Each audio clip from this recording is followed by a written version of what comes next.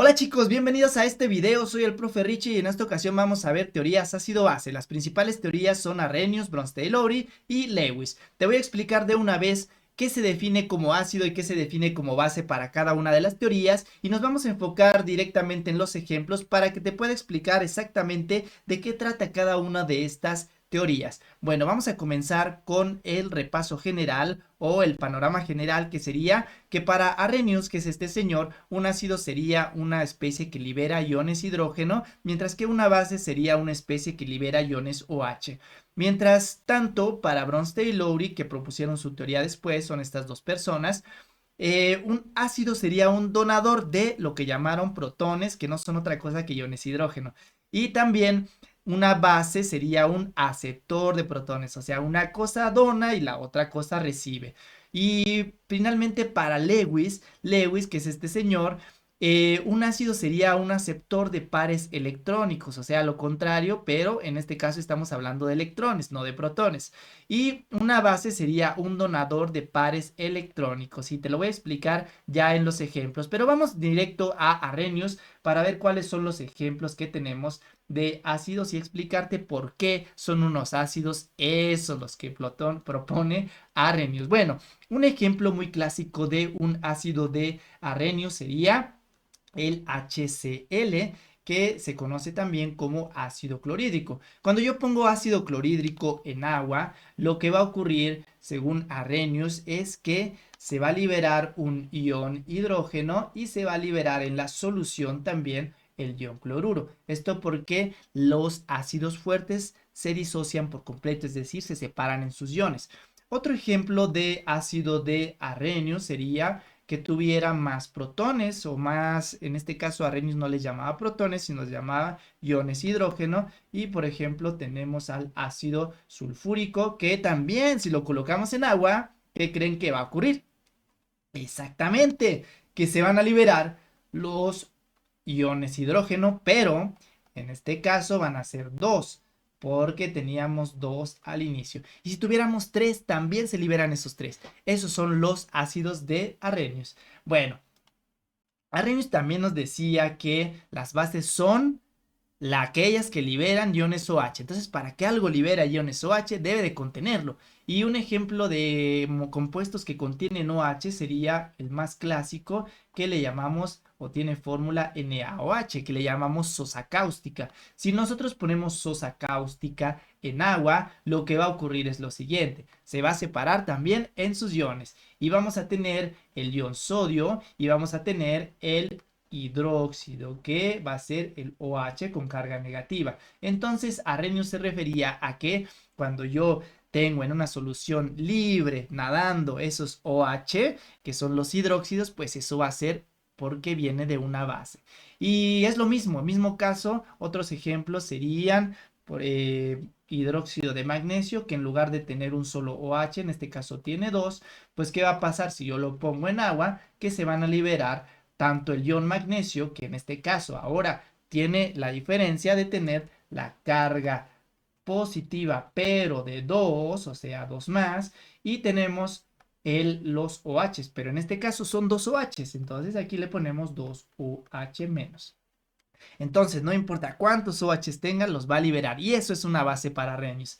Bueno, vamos directo a Bronsted y Lowry. Y Bronsted y Lowry tuvieron que proponer una nueva teoría que complementaba la de Arrhenius, porque la de Arrhenius no explicaba todo lo que se tiene que saber sobre ácidos y bases. Entonces ellos cambiaron el término liberar iones hidrógeno por donador de protones. ¿Y qué pasa? Que vamos a tener, por ejemplo, al ácido clorhídrico otra vez, pero te voy a mostrar la diferencia. La diferencia aquí es que si yo tengo el ácido clorhídrico y lo pongo en agua, este ácido clorhídrico va a reaccionar directamente con el agua. ¿Cómo es que va a pasar esto? Bueno, porque el agua, que la voy a poner aquí, va a poder aceptar ese protón que tiene el HCl, y el HCl va a actuar como un donador precisamente de ese protón. Entonces va a quedar el Cl solito, y el agua, en vez de tener ahora dos protones, va a tener tres protones. Entonces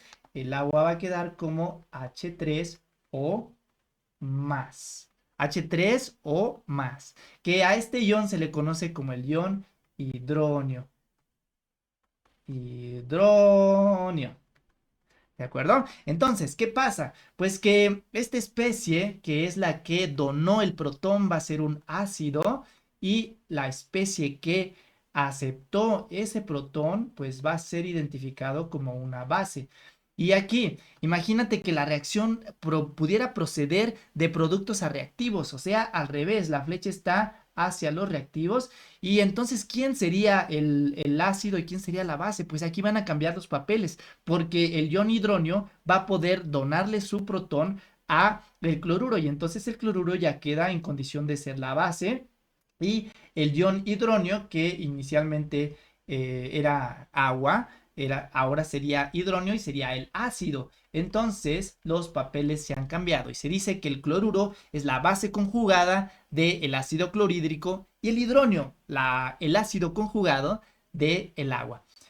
Y bueno, esto funciona así. Y vamos a ver qué pasa con los aceptores de protones, que bueno, ya estarás viendo por qué decimos que la base es un aceptor de protones. Vamos a poner un ejemplo de una base que no tenga OH. Por ejemplo, sería el amoníaco. El amoníaco, su fórmula sería NH3. Y esto es lo que no cuadraba con Arrhenius, porque para Arrhenius necesariamente el NH3 tendría que tener OH para ser considerado una base. Pero bueno, ¿qué pasa aquí? Que si yo tengo al agua que está aquí y reacciona con el amoníaco, lo que va a ocurrir es que el amoníaco va a ganar un protón del agua y entonces ya no vamos a tener amoníaco, vamos a tener un ion que tiene NH4, o sea, 4 hidrógenos y va a tener una carga positiva, mientras que el agua, como ha perdido un hidrógeno, uno de sus hidrógenos, ahora será o habrá quedado como OH negativo. Y entonces, ¿quiénes son el ácido y quiénes son las bases? ¿Los puedes identificar? Bueno, pues te ayudo. Aquí esta sería la base, hasta te los he puesto de color, y este sería el ácido. Mientras que del otro lado, ¿cómo sería si la reacción procediera al contrario? Es decir, de productos a reactivos. Bueno, ahora el ácido vendría siendo el amonio. Ácido sería el amonio y la base sería en este caso el OH que ha quedado ahí. Y entonces se dice que el ácido conjugado del amoníaco sería el ion amonio y que la base conjugada del agua sería el ion OH o el ion hidróxido. Fíjate que aquí tenemos una pequeña contradicción. Si aquí habíamos dicho en este lado que el agua era una base y aquí estamos diciendo que es un ácido, pues este tipo de especies que pueden jugar como ácidos y bases al mismo tiempo se les conoce como anfóteros. ¿De acuerdo? Pues bueno, vamos a ver la última teoría de a qué se refiere esto de los pares electrónicos. Bueno, esto funciona, no está peleada con las otras teorías, funciona también y te lo voy a demostrar. Fíjate cómo si yo tuviera el ion hidrógeno, que es H+, y tuviera, por ejemplo, el OH, lo voy a representar en su estructura de Lewis, porque precisamente por eso Lewis propone esta teoría. La estructura de Lewis del ion OH tiene 6 electrones, 6 pares electrónicos libres y tiene una carga negativa. ¿Qué va a pasar? Que si un par electrónico se une a algo que le falta electrones, como aquí en este caso el ion hidrógeno o el protón, lo que va a pasar es que se va a formar un enlace entre esas dos especies. Entonces, como resultado, vamos a tener H con un enlace que provendrá del par electrónico libre de ese OH y otro enlace que ya tenía. Y bueno, quedarán los pares electrónicos. Entonces, aquí decimos que el ácido será este será el ácido de Lewis, porque ha aceptado pares electrónicos. ¿Y quién será la base? Bueno, pues la base será el OH. ¿Por qué? Pues porque ha donado pares electrónicos. Y fíjate que esto, pues, no nos limitamos ahí, porque, por ejemplo, también podemos formar otro tipo de enlaces donde no necesariamente se requiere el intercambio de cargas. Por ejemplo, existe un compuesto que sería un ácido de Lewis que es boro con 3 hidrógenos y si yo a este boro con 3 hidrógenos le agrego lo mismo que es el amoníaco, fíjate que yo voy a poner la representación en estructura de Lewis del amoníaco, que tiene 3 hidrógenos enlazados, pero además tiene un par electrónico libre. Si ese par electrónico se comparte con el boro, pues entonces se va a formar un nuevo compuesto que sería de esta forma. Vamos a tener al boro con sus 3 hidrógenos, vamos a tener enlazado con un nuevo enlace que proviene de los electrones del amoníaco, vamos a tener al amoníaco precisamente. Y entonces tendremos este compuestito de aquí.